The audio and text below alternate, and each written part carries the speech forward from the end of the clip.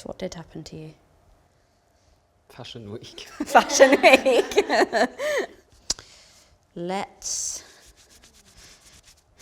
get you beaten up.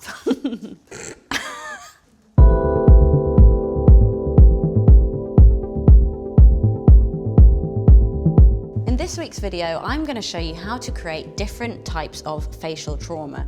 So we've got scars, we've got open wounds, bruises, and just a kind of general unhappy, just really been through it overall look. I created a look like this for the Alan Crocetti jewellery campaign, where we had different models who all had kind of different cuts and bruises and boxed ears and broken noses and all the rest of it. So I'm going to show you in detail how to create each one of these. First of all, I'm going to show you how to create a scar. Now, to use that, the best thing to use is collodion, which is a really very intense product. Be really, really careful with it. Some people do have reactions to it, so always do a little patch test with this. And be careful not to overuse the product as well, because it can actually cause burns on your skin, but don't panic. We won't be doing that today. I'm going to be showing you how to create a scar that will run through the eyebrow and up the side of the head like that. So first of all, anywhere that you do kind of prosthetics or wax or scar application, just make sure that all of the oil is removed from the skin first. I'm just going to use some IPA on a cotton pad, and I'm just going to apply that to Francois's head, and just removes any kind of oil, because that can sometimes lift the wax or whatever you're working with. Next, I'm going to take this palette. This is an alcohol activated palette, and I'm going to take this kind of pinky colour in here, and I'm just going to lay a few tracks of it up the side of his face, because obviously when you have a scar, it sort of fundamentally changes the appearance and the colour of the skin. So I'm going to lay this down first. To do that, I'm just going to take some alcohol on a little brush, mix that up, activate it here. I'm just going to run it through the brow and up like this. And make sure you ask your model to close their eyes, especially if you're using anything alcohol-based. So when you've done that, you're going to take this collodion, and basically I'm going to pinch Francois's skin like this together, and I'm going to apply the collodion in there, which will actually basically pinch and hold his skin together. It'll kind of like glue it together. I'm going to take this metal spatula and I'm going to press it into his brow like this, and I'm just going to squeeze the skin together like that, and I'm going to apply the collodion in there. You know, it's very drippy, so just be careful about how much you use. And I'm going to just apply a good layer of it. Pop this guy to create my line and pinch together like that. Now, while you've got that skin pinched together, you're going to take the collodion again, and you're just going to shove it into that crack like that, just to make sure that the skin has really taken on the product, and you're kind of going to build it up in a little bit of a layer. And as you can see, now that I've let go, Francois's skin has actually held in place and created this really gnarly, quite deep looking scar. Now what you'll need to do is sort of highlight the skin around the scar, and I'm just going to do it in a really sort of just a very, very soft lighter foundation colour, as if literally the skin has been stretched a little bit. So I'm just getting a little light colour, and I'm just going to go in and just kind of exaggerate around the edges, which is quite good. It kind of just makes the scar look a little bit more kind of 3D actually. When you use collodion, just make sure that you have the remover on standby, because this stuff will not come off with alcohol or an oily remover. You need specifically the collodion remover on hand. So now I'm going to just colour this a little bit on the kind of the inside, deeper area of the scar, just to give it a little bit more depth. And I'm going to take a really, really tiny brush, just this very, very thin brush here, and I'm going to use a little bit of black grease paint, and I'm going to use a little bit of red. Mix them together to get kind of like murky browny colour. You want it to be a little bit more on the red side. Take some of that colour and very carefully just go in there and kind of dot some of that around the really deepest part of the scar. And in a really, really thin line, I'm then gonna just drag that up the face. And you can see that kind of nice gradient between that pink that you put on at the beginning and that red is looking quite kind of good. And the nice thing about scars and bruises is you just make them up as you go along, because who knows what really happened. So you could leave it there if you wanted to just kind of make it look like it had kind of been there for a while, or if you want to evolve this wound, we can add some fresh blood and that will make it look like it's a very new wound. So I'm gonna take this fake blood here. It's just a transparent cryolan blood, and I'm gonna just with this little brush just gloop it around the opening like that, and maybe get a few little bits onto the hairs either side so it looks kind of a bit more real. So that's one way of creating a wound or a scar.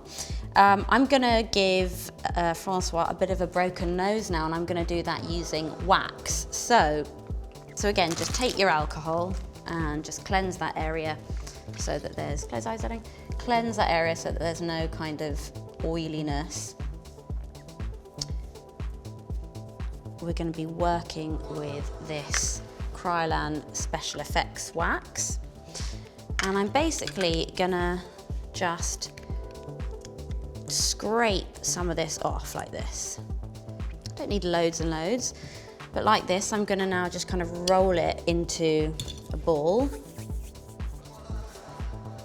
like this, and I'm gonna press it onto Francois' nose. So I'm gonna just, sorry, but darling, press it onto the bridge like that, and I'm just gonna gently, it's good if you've got warm fingers now, just gently drag it down with your finger and kind of blend it into the skin. I've got these bloody long nails on, so it's quite hard. So I'm gonna just use a little spatula.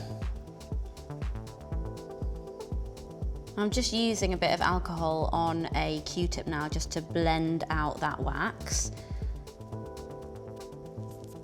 And that just kind of adds a little bit of lubrication and helps to just blend it out. So now I'm just gonna seal around those edges with some mastics. And you can also pop a bit of mastics on underneath before you begin, just to make the area a bit more tacky. I haven't, but you can. And that's looking like it's almost dried. And so when that has dried, then you just wanna take a pressed powder and you just wanna pat some powder on just to stop that glue from being tacky. And I'm just gonna, sorry darling, just pop that on. Nice. And then you can colour your wax really carefully, either using some alcohol-based paints like the ones I showed you earlier, or I'm just gonna use a bit of concealer. So I'm gonna use this concealer palette here, it's this kind of nice solid concealer, and just, I'm just looking at it from the side just to see what that angle looks like and if that does look like a sort of realistic lump or not. And I'm gonna take a little bit of this Skin Illustrator palette and I'm just gonna flick some color onto Francois' nose just to kind of add some freckles in and kind of just conceal that a little bit better. So I'm gonna take my alcohol to my palette and just add a few little freckles. Right. And it just helps to kind of camouflage what you've done a little bit more. So now I'm gonna create an incision into that little piece of wax, and you'll need something oily in order to do this, because you might find that this actually sticks to the wax and pulls it off. So I'm just gonna use a little bit of lip gloss. You can use some baby oil, you can use anything really, but just something that has a kind of a bit of an oily texture to it. Gently make a few little incisions, just open that wound up a bit. Really touch it really lightly, because it can sort of stick and then pull the whole wound off. If you've got some sealer, you can pop some sealer on before you do this, just to kind of protect the edges and make sure it doesn't lift. And so now I'm gonna go in with a really dark color. I'm gonna take this really dark brown and I'm just gonna fill in the center of that with pushing that paintbrush in with some brown, I'm just gonna like pull it out at the end like that to kind of keep that little cut going over the nose and then down into the skin. And then I'm gonna take some red. And I'm gonna go back on top with the red. Just splodging it around, not being too precise. And this alcohol stuff is really good because it just means that it will just kind of stay there and won't move and won't slip around. It's kind of just stained it now. So take a little bit of black here and just pop some right down inside, give it a bit more depth. And now I'm going to go back to my fake blood and I'm going to begin to just let it fall into that crack there and give it a couple of splodges around like this.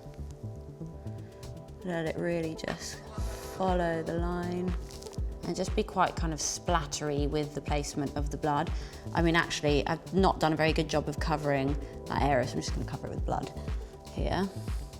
Use that bloody finger just to kind of smudge some pinkness into that area, because of course the whole area would be a little bit redder if you actually were slashed across the face. Keep going for as long as you want, but now you've got that really kind of nice wet wound that's all held in place with the glue and the wax and the alcohol and the paints and whatever. So in my opinion, this sort of shape is probably a bit too circular and raised for like a real slash. I'd maybe take it a bit wider and maybe a little bit flatter, but at least you get the kind of the gist of how to create the wound itself. So maybe when you do it, you can make it a little bit flatter and it will look even more realistic. I'm now gonna do a bruise on Francois's cheek, just about here. And we're gonna go for a bruise that's kind of developed over a few days, so you get all those really beautiful yellow and green and purple tones in it. And this is quite fun because it's essentially just playing around with lots of colours, a little bit like a kind of building a colourful galaxy on the face. So we're going to start with a yellow at the centre, and you can use an activated, water activated palette if you want to. I'm actually just going to go in with some of this yellow here that's a kind of like a supra colour, and I'm going to take a sponge and just grab some of that yellow, just pop it into the palette and just take my sponge here and begin to stipple onto Francois's face. It's a really quite a vivid yellow, so you'll want to just blend it out with your finger. But remember, bruises are actually quite vibrant, so you can really use that sort of quite neon-y yellow and it will look like an authentic bruise. So that's going to be the sort of the center of the bruise. And now you're going to build some interesting color around it. So we've got some red tones in there. I'm going to take a nice sort of fluffy brush that's sort of a bit flat like this, and I'm going to just start mixing colors together. So I'm going to take some of that red, that super color red, and maybe just dull it with a tiny bit of brown so it's not like ultra red. Stipple in a little sort of circular motion all the way around like this.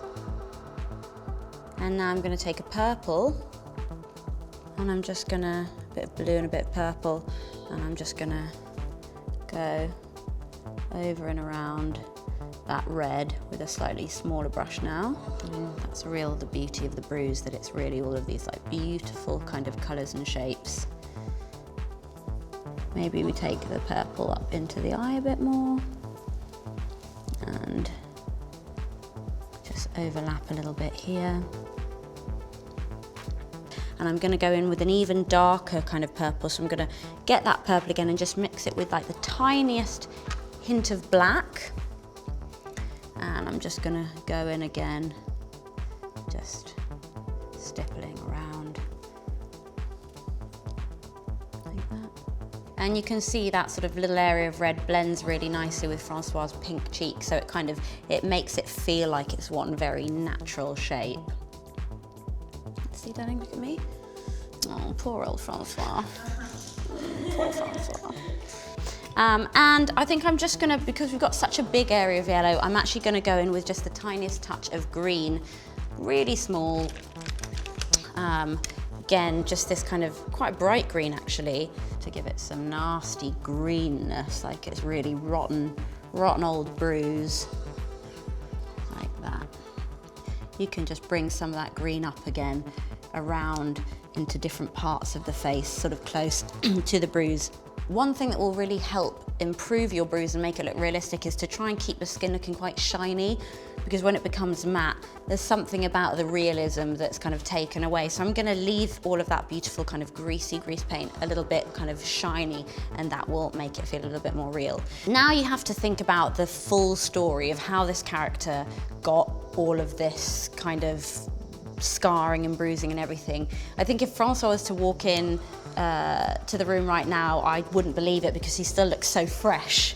So really, when you're doing anything like this, it's important to treat the face as a whole, and to make your character look really tired and beaten up. You want to put some eye bags in, you want to make them feel, you know, like they've really been through it. So I'm going to just put some darkness around Francois' eyes and around his mouth, which will help to kind of basically make the character feel a little bit more real. So I'm going to take this palette, which is, you know, just full of really beautiful kind of shadows and tones and stuff, and I'm going to take these kind of grey tones and I'm just going to pop them into Francois' socket like that and just drag them down under the eye.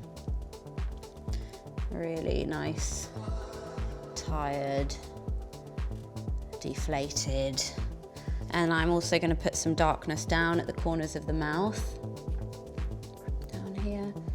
Maybe that's like the beginnings of an old bruise there, just at the corner. Also around the nose is quite good to add a little bit of darkness like that. And you can see that that now really looks like he's kind of been through it. So we'll do that on the other side as well. One thing that's quite helpful, if you don't have access to the alcohol activated palettes, you can actually use your concealers with a little bit of alcohol, and it kind of does something very similar. So I'm just going to go in with a bit of alcohol there on my brush and just blend that out with my concealer, and then just stipple in a bit more redness to kind of cover it up. And then to take this whole look a step further, I'm going to kind of make Francois look very dehydrated. So I'm going to just take your favorite. I'm going to take this wax and I'm just going to wipe it across the lips like this, and just kind of wipe it in. Sorry, darling. But using a wax on the lips is just going to make them look really nasty and cracked. So just keep your mouth like that. Just really drag it across. But you can see it kind of makes those lips look really horrible and kind of dry. Are you going out after this? Yep. Do this, move your mouth around a bit. Yeah, let's see, relax now. See, now that's made his lips look all horrible and cracked, and you can, you know, powder a little bit on top of that, and it'll really enhance all of that as well. Right, so the final step is just to take a fixative spray or a shine spray or something like that, and just pop a little bit of spray all over the face, just to give that kind of really freshly beaten up look. He's just been through it, adrenaline's going, sweating, and there you have it, a beaten up face. So I hope you enjoyed this video and that you can go home now and try and recreate your own versions of facial trauma in a safe environment without any real knives or punch-ups. See you next week.